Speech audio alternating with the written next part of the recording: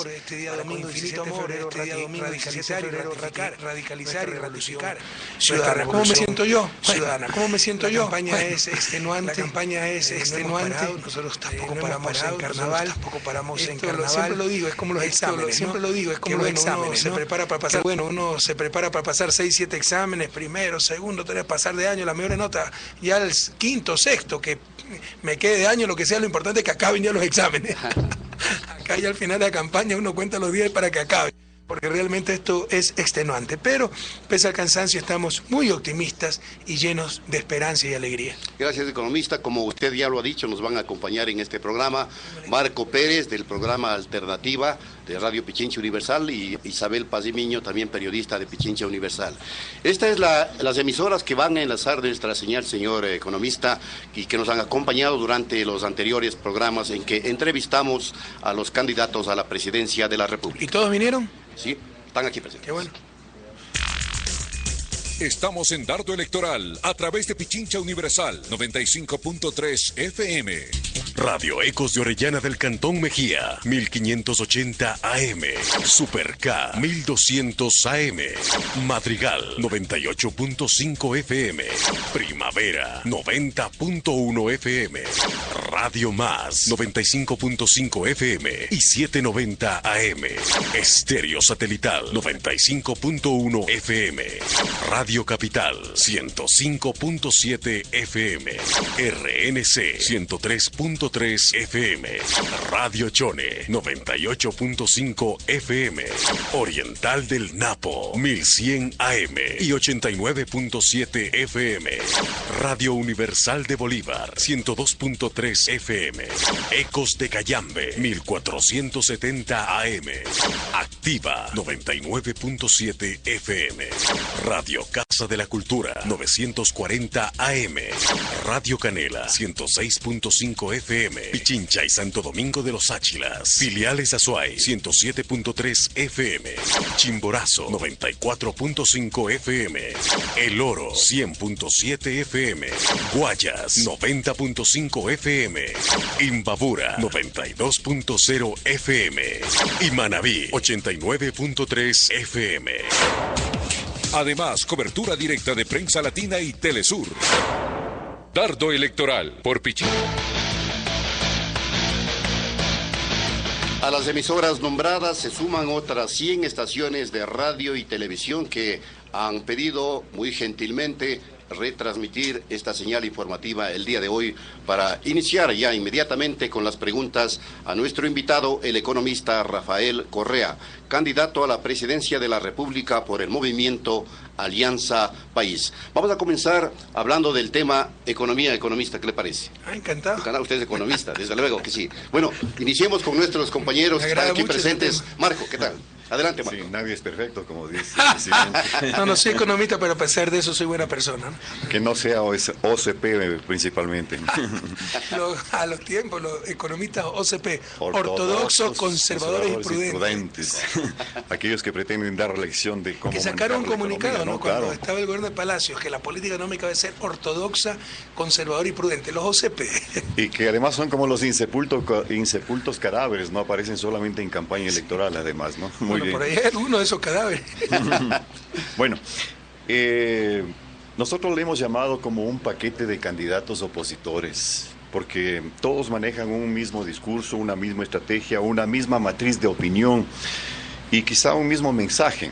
Este paquete de candidatos opositores, diríamos todos ellos sin opciones de triunfo, según los sondeos de opinión, dedicaron su campaña a ofrecer todo lo contrario de lo que ha sido los 6 años de la Revolución Ciudadana. Quizá pretendieron desconocer al nuevo Ecuador e ignorar además que tenemos ahora un país diferente, más libre, más soberano. Y quizá también quisieron reproducir o pretenden reproducir los vicios de la vieja partidocracia. Esa fue una estrategia equivocada de ese paquete de candidatos opositores que no significa ningún contrapeso frente a una realidad que la gente, la mayoría de los ciudadanos, ciudadanas, ven y constatan de un país como este, el Ecuador diferente. Totalmente. Presidente. Un error estratégico fundamental que les hizo perder credibilidad, incluso caer en el ridículo. Por ejemplo, el candidato de la banca, Lasso, estaba subiendo en las encuestas, mientras decía, vamos a continuar con las buenas obras, etcétera, pero vamos a hacer mejor. Trajeron un asesor español de campaña sucia, no, hay que darle con toda Correa, que la recovalía, etcétera, se empezó a derrumbar en las encuestas. Entonces ha sido un grave error tratar de ocultar lo inocultable, tratar de tapar el sol con un dedo, negar los cambios históricos que está siguiendo la patria, no solo en lo físico, no solo en infraestructura, en derechos, en soberanía, independencia, en justicia social, en logros económicos. Somos de las tres economías que más crecen en América Latina. Tratar de negar eso es un absurdo. Si nosotros, son metodologías de contabilización mundiales, no es que nos inventamos los datos. Somos la economía que más reduce pobreza, lo dice la Comisión Económica para América Latina de las Naciones Unidas. Somos la economía que más reduce desigualdad. Esas son palabras mayores en un país donde la desigualdad era en todos los ámbitos, regional, social, de género, étnica, generacional, etcétera. Entonces, tratar de negar eso es un absurdo. El discurso adecuado, miren que le estoy asesorando en su campaña, es decir, lo podemos hacer mejor. Con eso empezó Lasso. Empezó a negar lo innegable, se derrumbó. En todo caso, usted lo ha dicho, ¿no? Son 7 contra 1, todos hablando lo mismo y todos representando a los viejos poderes.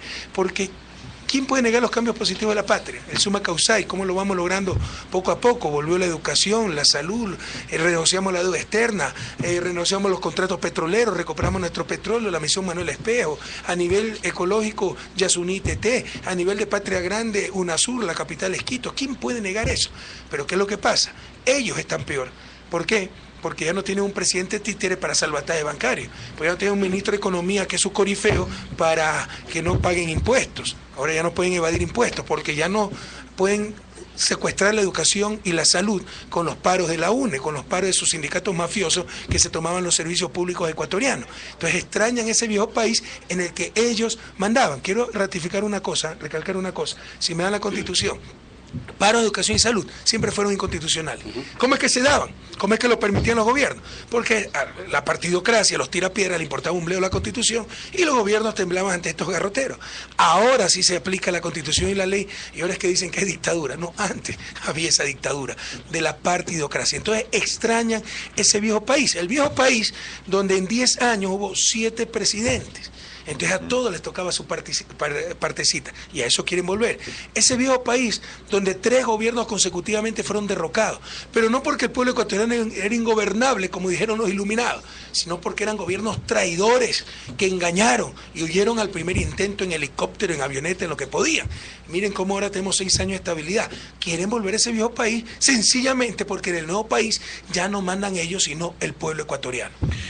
Es momento, presidente, realizar una especie ya de evaluación, ¿no? Porque estamos a poquísimos días, diríamos ya, de que finalice la campaña electoral, que según el paquete de candidatos opositores, o el paquetazo diríamos, dicen que no ha habido debate. Claro, si no hay propuestas que contrapesen a lo que plantea la Revolución Ciudadana, ¿cómo va a haber debate?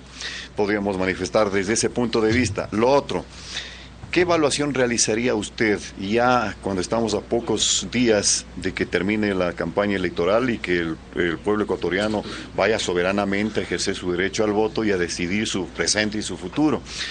¿Cuál ha sido la respuesta que usted ha recibido de parte del electorado en este recorrido muy intenso que lo manifestamos y lo hemos reiterado aquí? Ha sido muy intenso, inclusive hasta en feriado de carnaval, presidente. Mire, usted usó un término que tal vez para nuestros jóvenes de 16, 18 años ya digan, ¿qué significará? Los paquetazos. ¿Se acuerdan que parecía ritual?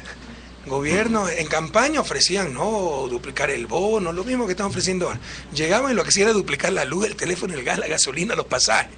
El famoso paquetazo, guaracazo, pinchazo, como quieran denominarlo. Ya para los jóvenes tal vez, ¿qué será eso? ¿De qué estará hablando el presidente? Era como ritual, jurar la Constitución y el paquetazo. Incluso antes jurar la Constitución, ¿verdad? Y paquetazo sin obra, porque era para pagar deuda externa que ellos mismos tenían. Si no, pregúntenle por el candidato Lasso si su banco no tenía deuda externa, el Banco Guayaquil, cuando él era superministro de Maguat. Y a ese país nos quieren llevar de nuevo. Paquetazo sin obra. Miren lo que es la revolución. Lo que nos decían que no era posible, era inevitable el paquetazo. Resulta que hemos tenido obras, carreteras, hospitales, educación, la mayor inversión pública de toda América Latina, sin paquetazos. porque ahora se manejan pulcramente, inteligentemente los recursos públicos. Por si acaso, no es el alto precio del petróleo como quieren decir para deslegitimar estos logros, que además esos altos precios no hubieran servido de nada con los anteriores contratos petroleros donde todos se nos llevaban las transnacionales. Es gracias a la renegociación de los contratos petroleros que esos altos precios quedan para el país. Pero el precio del petróleo, los ingresos petroleros no financian ni la quinta parte del presupuesto. Es la recaudación de impuestos, ya el no pago de la deuda externa, que ahora la plata del seguro social, de la supuesta reserva monetaria, hasta hace pocos días veía que nos quieren asustar con reserva monetaria, ese ahorro público, ya no se va a financiar a Miami, sino a financiar al pueblo ecuatoriano. Es el banco del afiliado, es las compras públicas transparentes que nos ahorran centenas de millones de dólares. Todo eso es lo que permite tantísima obra pública en el Ecuador. Sobre los debates, con todo gusto, yo dije, si llegamos a segunda vuelta, debatir. Por ahí salió alguno, el presidente de la Cámara de Comercio, pero Obama sí debatió con Romney, su rival republicano, y tal vez en su ignorancia no sabía que hubo 4 candidatos más, claro, con los que nunca debatieron, claro, porque solo debatió con el que más posibilidades tenía de ganar. Allá hay una sola vuelta, en verdad es un sistema electoral bastante complejo. Acá tenemos 2 vueltas, entonces perfecto. Si el pueblo ecuatoriano, si hay segunda vuelta, el pueblo ecuatoriano decide que yo esté en esa segunda vuelta con alguien más para debatir. Pero ¿cómo va a debatir con 7 y además que entre 7 no hacen uno? Y si tenía que debatir con el segundo, tenía que debatir con el binomio blanco nulo. ¿Y por qué iba a debatir con el señor banquero que se cree? Ese era dueño del Banco de Guayaquil, pero no es dueño del país, pues tampoco es que nos va a sorprender a nosotros. ¿Por qué con él sí? Y con un Norman Ray, con un Roda, no, me explico. Y con 7 era imposible. Además de lo que usted ha dicho, ¿no? O sea, que uno iba a pasar hasta vergüenza ajena con la calidad de propuestas que tienen los candidatos opositores, ¿no? Es que vengan helicópteros, supercomandos en cuerdas a rescatar a los ciudadanos, que se arme el pueblo ecuatoriano, que se la pide a los homosexuales y las barbaridades que han dicho poco de locos y mediocres que han participado. O que se tome cerveza los días domingos, o que no se sancione. La chupa el día domingo, ¿no? La profunda propuesta que vamos a debatir, o sea, eso es insultar al pueblo ecuatoriano. Pero en todo caso, si hay segunda vuelta, si el pueblo ecuatoriano me da la deferencia de estar en esa segunda vuelta con alguien más, pues debatiremos con ese alguien más, pero era imposible con 7 candidatos y del nivel que hemos tenido hacer un debate en la primera vuelta, o sea, era perder el tiempo, además el nivel de argumento terrible. Por último, a respuesta de esta campaña, pese a lo que diga la prensa, que como ya sabe los resultados que va a haber el día domingo, trata de delegitimar esos resultados, que ha habido apatía, desconocimiento, no, ha habido apatía para sus candidatos, ha habido desconocimiento de sus propuestas, porque yo jamás he visto en las 9 campañas con esta que tengo, ya mis zapatos están rotos porque siempre utilizo los mismos zapatos, ¿sí?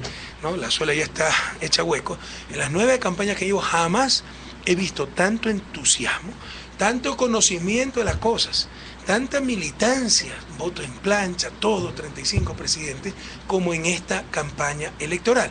Entonces estamos muy optimistas, muy contentos, muy cansados, pero muy alegres por la respuesta del pueblo ecuatoriano. Nunca he visto tanto entusiasmo, tanta esperanza. La apatía, el desconocimiento es para los candidatos de la prensa corrupta.